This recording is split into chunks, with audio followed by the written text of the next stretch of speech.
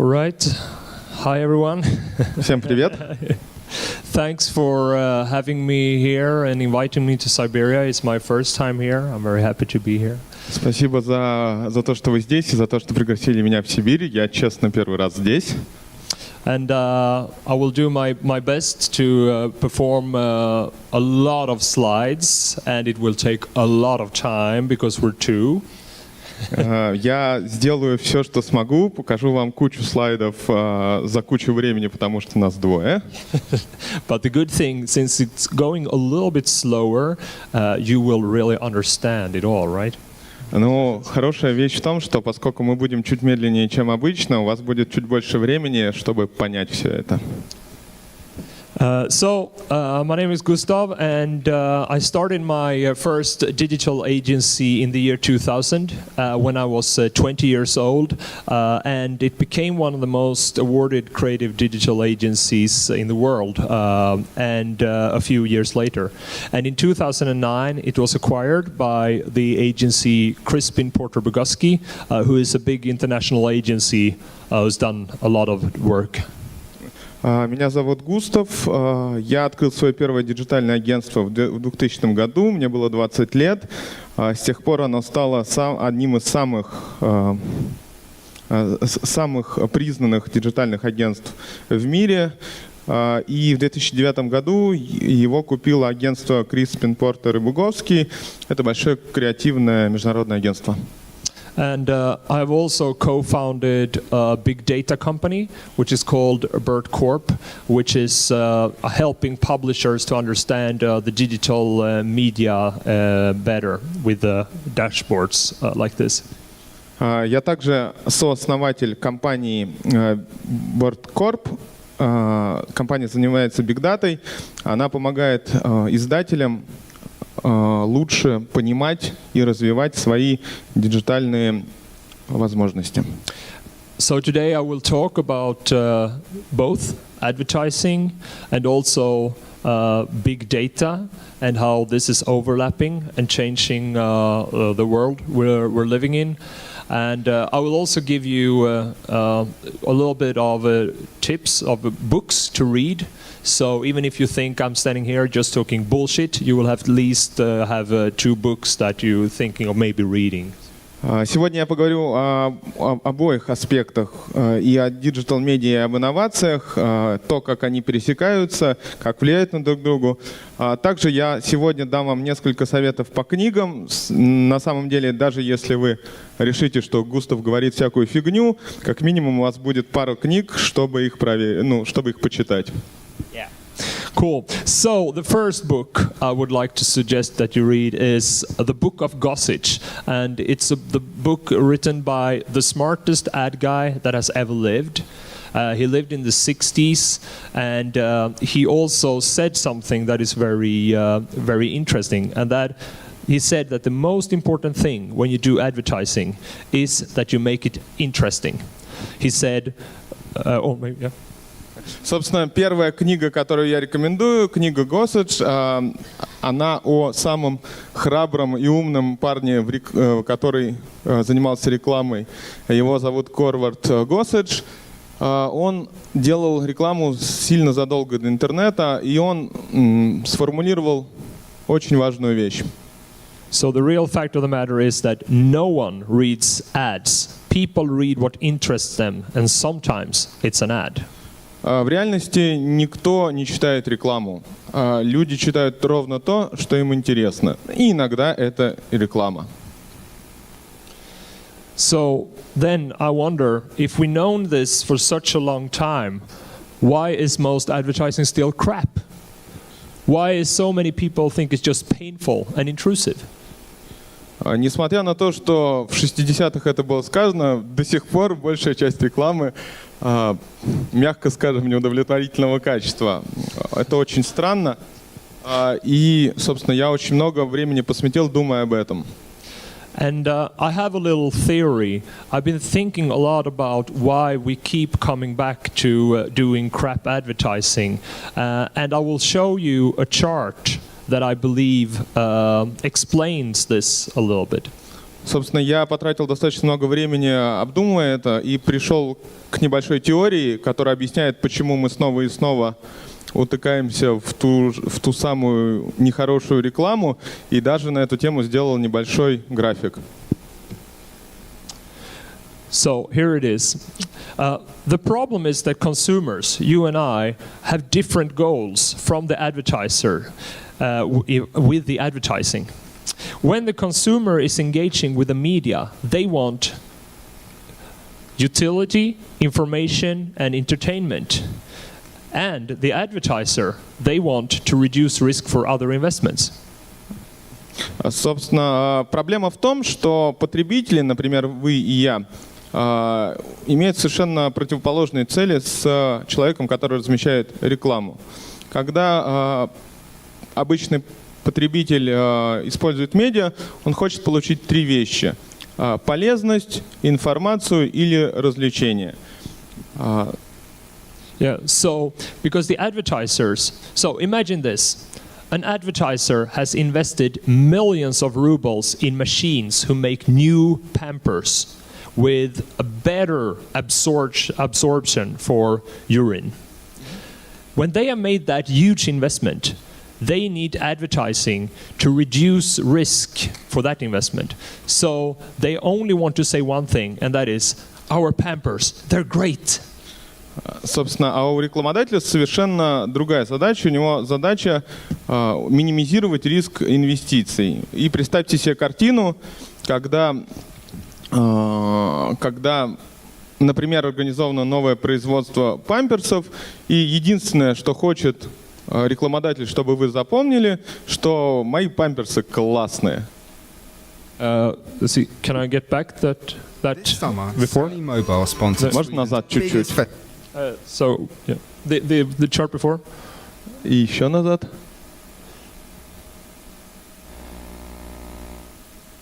Yeah. So that's the advertiser's goal.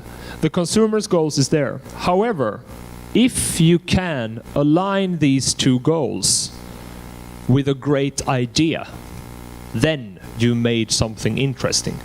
So I believe that advertising, good advertising, is to find ideas that aligns these goals with a great concept. Но на самом деле есть один способ помирить пользователя и рекламодателя. Это найти классную идею. Когда находится крутая идея, она способна эти два конфликта примирить. И мы сейчас посмотрим на пример, как это было сделано.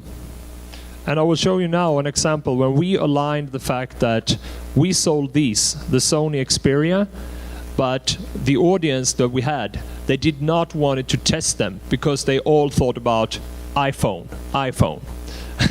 So the advertiser's goal was like, please try our Xperia, and the consumer was like, no, I don't want to do that. And then we came up with an idea that aligned these concepts, and I will show you that idea now. Собственно, как раз кейс, который я сейчас покажу, он о том, как мы поверили идею рекламодателя и идею пользователя, который даже не хотел слушать про новый телефон Xperia, а хотел только iPhone. This summer, Sony Mobile sponsored Sweden's biggest festival, Way Out West. Our mission was to promote the new, well-received Xperia Z. Quite a challenge considering most of the visitors are hardcore iPhone users. We know that our only way to win them over is to get them to try it out for themselves. So our strategy was to hit them when they're weak, when they run out of battery. We built a service station where people could charge their phone. This is when we struck them with an offer, the great phone swap. Live large while you charge. All their contacts and numbers were transferred, and it didn't take long until Xperia Z proved to be your best festival buddy ever. Treats kept coming to all phone swappers to collect. And some of them got invited to meet top acts, like Miguel and Kendrick Lamar. A few lucky ones even got to swap for good and keep their new Xperia Z.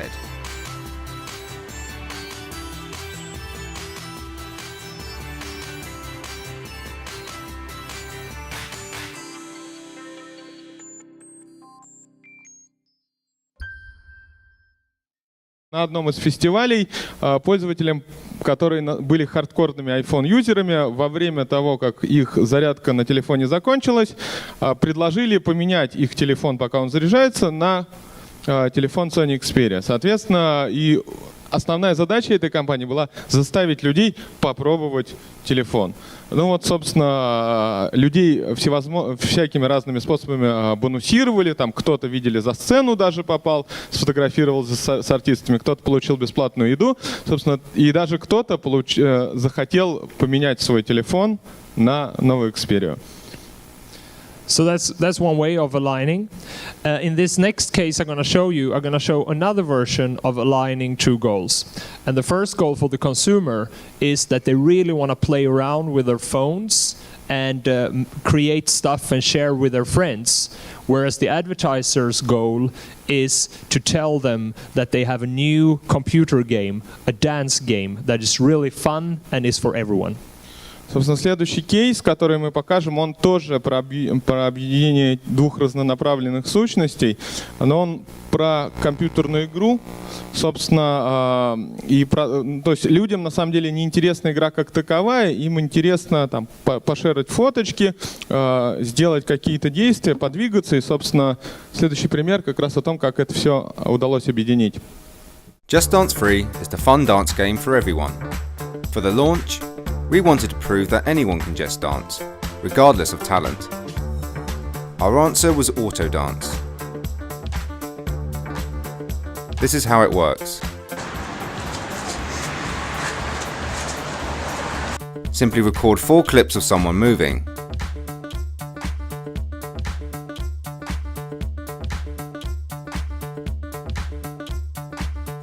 Then choose a track. Autodance will sync their moves perfectly to the music in a branded dance video.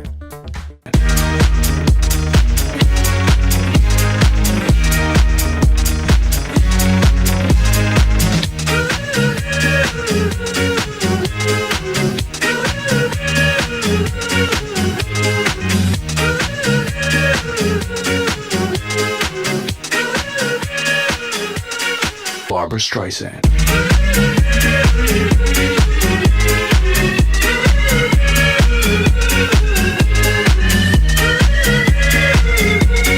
Videos were shared online and down the pub, exposing Just Dance Free to a new diverse audience of millions.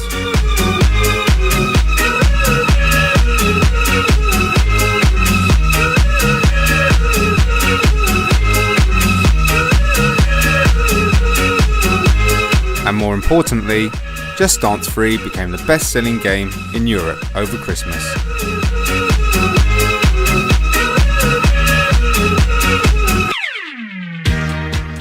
Autodance took on a life of its own. It's called Just Dance 3 Auto Dance. We're running these all week. The Just Dance 3 Auto Dance application allows... And what started as a campaign for Just Dance Free became a part of the game itself in Just Dance 4.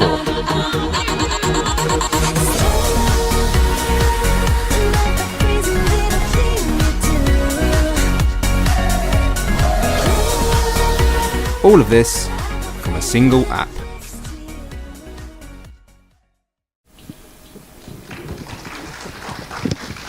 Кейс, да, и еще на всякий случай, да, кратко расскажу. Собственно, задача была очень простая: вовлечь пользователей в приложение и доказать, что любой может танцевать вне зависимости от таланта. Механика приложения была достаточно простой. Ты снимаешь видео, выбираешь трек, и дальше автоматически на движение в видео накладывается музыка. Соответственно, получается видеоклип. Поскольку треки были самые популярные, ну вот, все слышали, да? Соответственно, 8 миллионов скачек, 7,5 миллионов лайков, шеров на Фейсбуке. Как результат, лучшая по продажам игра в Европе. Собственно, и дальше начались всевозможные партнерские проекты с Kinect, ну и так далее. Cool. So with Autodance, we took advantage of the new ecosystem that surrounds us all, with a mobile phone, social media, sharing platforms, YouTube, etc. Собственно, с этим кейсом мы смогли задействовать всю диджитальную экосистему, которая нас окружает. Соответственно, это и шеринг, и видео, и все остальное. And a lot of people see this as the future, and I would like to talk a little bit about the future. One important thing about the future first. Все это людям видится как будущее, но на самом деле, когда мы говорим про будущее, есть одна очень важная вещь. And that is the quote from William Gibson, that the future is already here, it's just unequally distributed. На самом деле, будущее уже здесь, оно просто неравно распределено. Эта фраза принадлежит Уильяму Гибсону. Its future is unequally distributed between you, between individuals, between organizations, between companies, between branches, between countries, and between generations. Будущее неравномерно распределено между вами, между нами, отдельными личностями, организациями, компаниями, отдельными направлениями, странами и даже поколениями. And I will tell you a story about this. Volvo Cars is one company from Sweden, and the headquarters are in Gothenburg.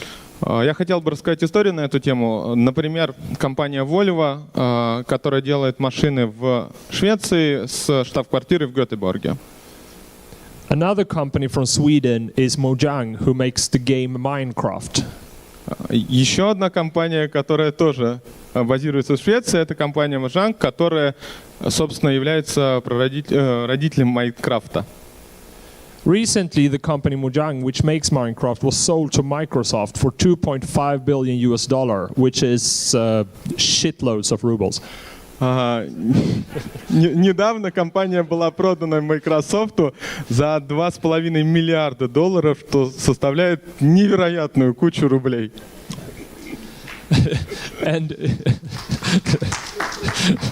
And a friend of mine tweeted, it's hard for grandpa to understand how a company that makes something like Minecraft can be valued more than Volvo cars. Один друг мой в Твиттере написал, что моему дедушке очень сложно понять, как компания, которая делает что-то как Майнкрафт, может стоить больше, чем та компания, которая делает машины Volvo. I thought about this and I replied to her, it's hard for my son to understand how a company that makes something our family don't even own, a car, can be almost as valuable as a company that makes something half of our family loves. На самом деле, я подумал и ответил ему следующим образом. Моему сыну очень сложно понять, как компания, которая делает то, чем наша семья даже не владеет, стоит столько же, сколько компания, которую половина из нашей семьи, минимум половина из нашей семьи любит. So here you see an example where the understanding of the future is unequally distributed between my son and my grandpa.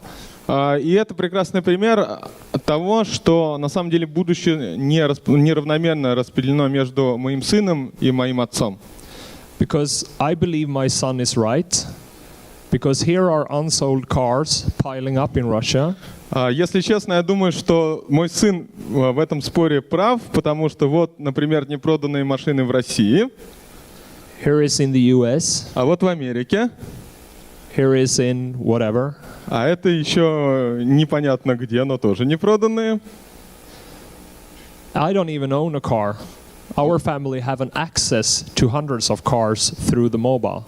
У нас даже нет машины на самом деле. Мы пользуемся доступом к машине через мобильное приложение. So car sharing is adding a lot of value to me. And while the car manufacturer are trying to make a new innovation, such as a car seat that remembers how I would like to have it, which is very expensive to develop, but it's not adding a lot of value to me. This is adding a lot of value with just in a small investment in an app. Но на самом деле ценность для меня создает не машина, а возможность ею пользоваться. И я могу пользоваться сотнями машинами в моем городе, а производитель машин инвестирует много времени, сил и денег в разработку нового кресла, которое помнит, как я люблю сидеть за рулем, но на самом деле это не добавляет много ценности лично для меня. And we have seen nothing yet. Imagine all the digital innovation that can be put on another car ownership compared to the digital innovation that can be put on the actual car. А теперь представьте себе все инновации, которые можно вместить не в саму машину, а все, что с ней связано. This is an example of a concept that we have come up with for a car sharing company. It's called Sunfleet Shopping, and the idea is that if you install this app, you can go to a shopping mall, and the shopping mall will pay for 2 hours of your car ownership while you're at the shopping mall. Я вам покажу концепт, который мы разработали для каршеринг-компании совместно с шоппинг-моллами. Приложение называется Sunfleet Shopping. Что это такое? Вы можете с помощью этого приложения поставить машину на парковку на 2 часа бесплатно, если вы приезжаете в конкретный шоппинг-молл.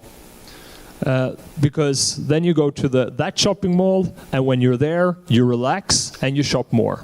Ну, ровно потому, что когда у вас оплачена парковка, вы более расслаблены и более склонны покупать.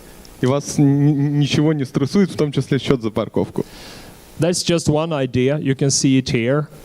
We have just come up with it. Please steal it, because we don't have time to execute it right now. На самом деле это только идея. Пожалуйста, украдите ее и реализуйте, потому что у нас нет времени ее реализовать самим.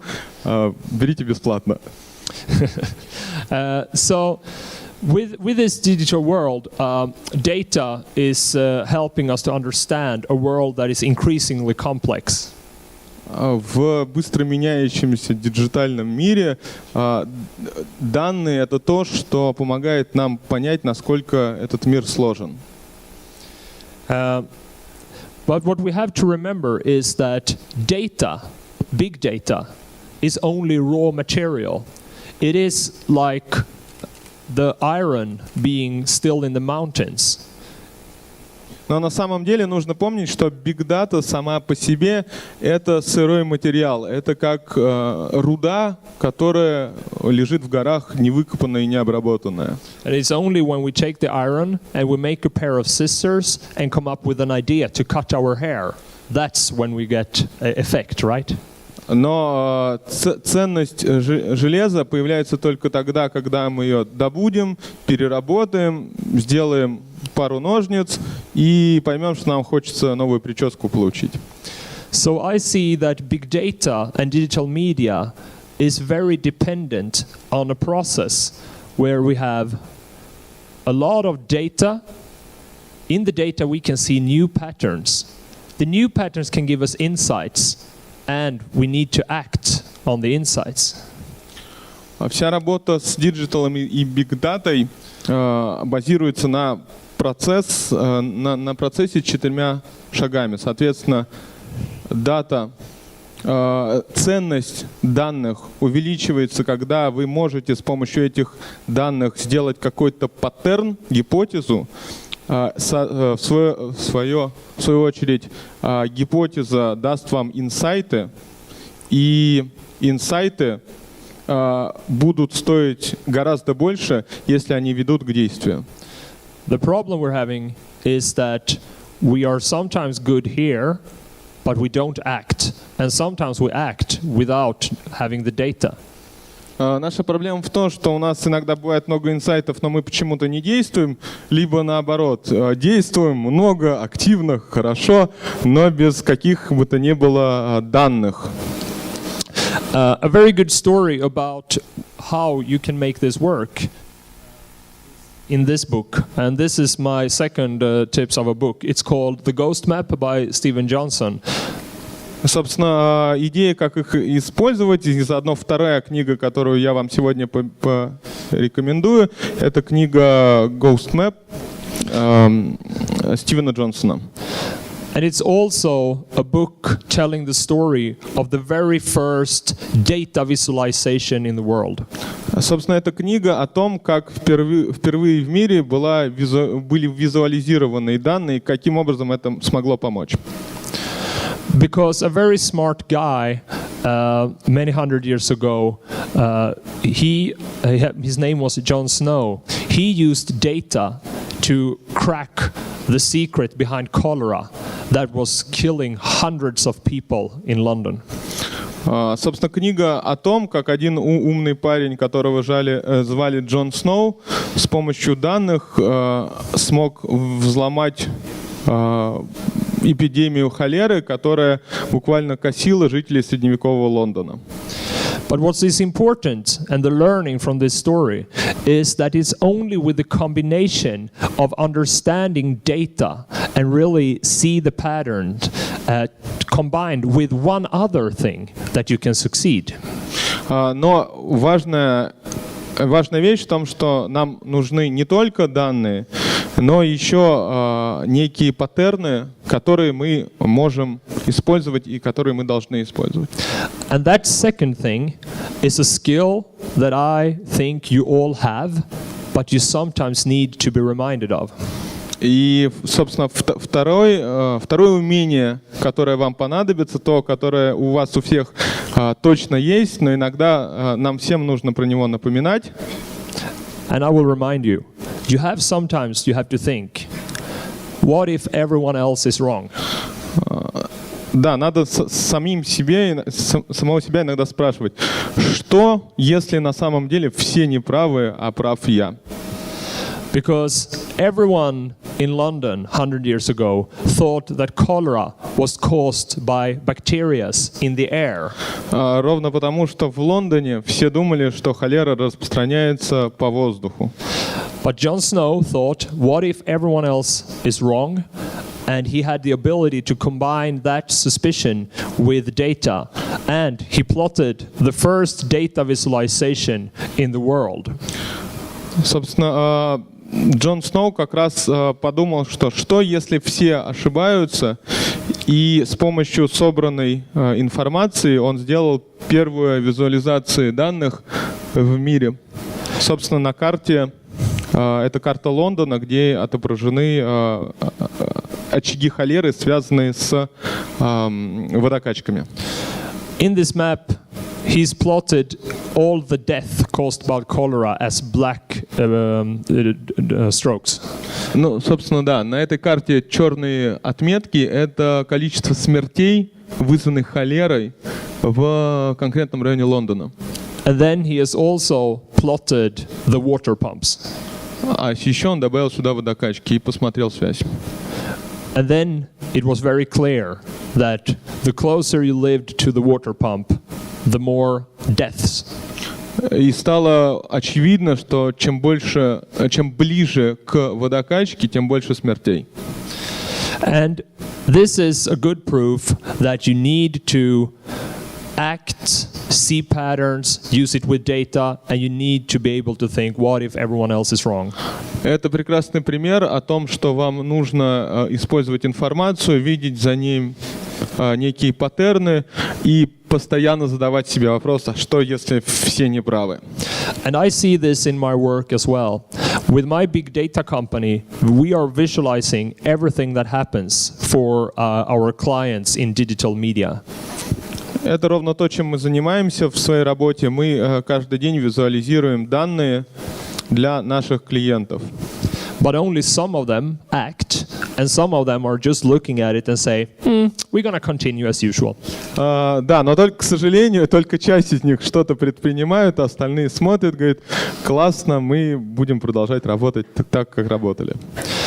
And this is the problem for us all, because researchers have shown that individuals and organizations are subconsciously resist factual information that threatens their defining values. Это на самом деле наша общая проблема, потому что исследования показывают, что люди подсознательно отрицают фактическую информацию, которая наступает на их ценности и опровергает их стандартные подходы. And I will tell you, as the last story, something that I have experienced that proves that it's very hard to take data and change your mind if it threatens your identity. Последний пример, который я покажу, то, что люди зачастую не хотят принимать информацию, если она, на их взгляд, помешает их идентичности и каким-то образом повлияет на их жизнь. It is a story about a couple. They're really in love and they're longing for a child. And at one point, they get to know that they're pregnant. They're going to have a child and they really want the child. История о паре, которые друг друга любят, живут счастливой жизнью, хотят ребенка. И однажды они узнают, что, собственно, ребенок у них будет, и это делает их очень счастливыми. So they do an ultrasound, and ultrasound is one data source that tells them about their child. The doctor who's doing the ultrasound is saying, the child is great, there is only one thing. Собственно, после того, как они узнали, они пришли на УЗИ, которое показывает развитие ребенка. Когда доктор посмотрел на снимок, он сказал, знаете, все классно, за одним небольшим исключением. And the doctor says it has a slight disability. It's missing the right hand. Но у ребенка есть небольшая дисфункция, у него нет правой кисти. So the couple says, "Oh God, no! We don't want a disabled child. We don't want that." На что родители, естественно, расстроились и сказали, что, ой, нет, мы не хотим такого ребенка. But the doctor then says, well, I have other data. I know these kind of children very well, and I have statistics that show that they are even more happy than statistically the population. На что доктор им говорит, вы знаете, у меня кроме этой информации есть еще другая. Она говорит о том, что такие дети на самом деле по статистике более счастливы, чем люди в среднем. But the parents argue, but they will be bullied in school. And the doctor says, no, I have data showing that they don't get more bullied in school than anyone else. На что родители отвечают, ну их же будут в школе обижать и там травить. Что врач ответил, что да нет, на самом деле, вот есть статистика, которая говорит о том, что не происходит такого. So we have data point 1, which is ultrasound detection, and we have data point 2, with his statistics about sociological health. Собственно, у нас есть двое данных. Да? Первое — это как раз результаты УЗИ. Второе — это статистика психологического здоровья. Still, some couples decide to make an abortion. И несмотря на это, некоторые пары все равно предпочитают делать аборты. I know this very well because my father-in-law is a doctor. Я знаю эту историю не понаслышке, потому что мой отчим врач. And this is my daughter. А это моя дочь.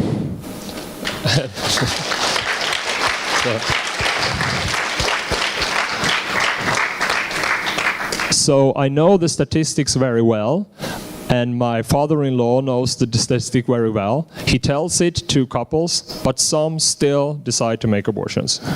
Собственно, я знаю статистику неплохо, мой отчим знает статистику хорошо, и всю эту статистику мы показываем. Но, несмотря на это, все равно некоторые пары отказываются от таких детей.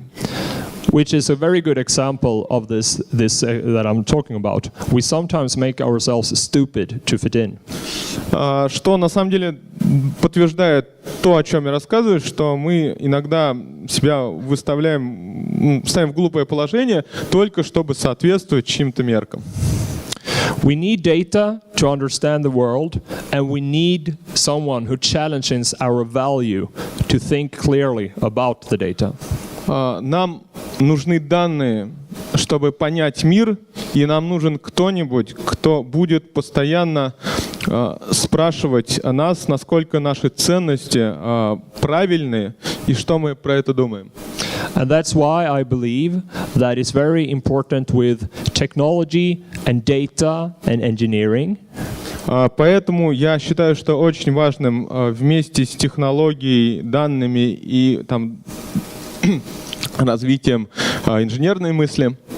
And I also believe it's very important with tolerance, diversity, to be open-minded and to accept things that are uncomfortable.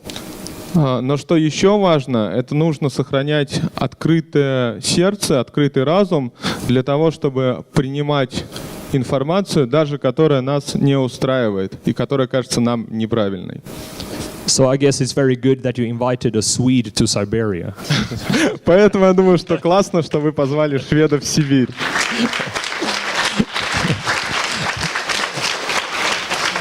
Thank you. So I will end my speech now. Thank you so much. With this, how I want you to think like this. This is my gift to you. Try to think like this very often in your life. How would I think if I was not afraid?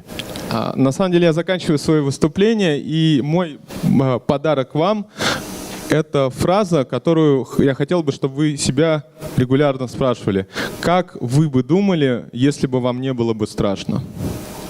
Because fear is creativity's worst enemy. Потому что страх — это самое страшное для креативности.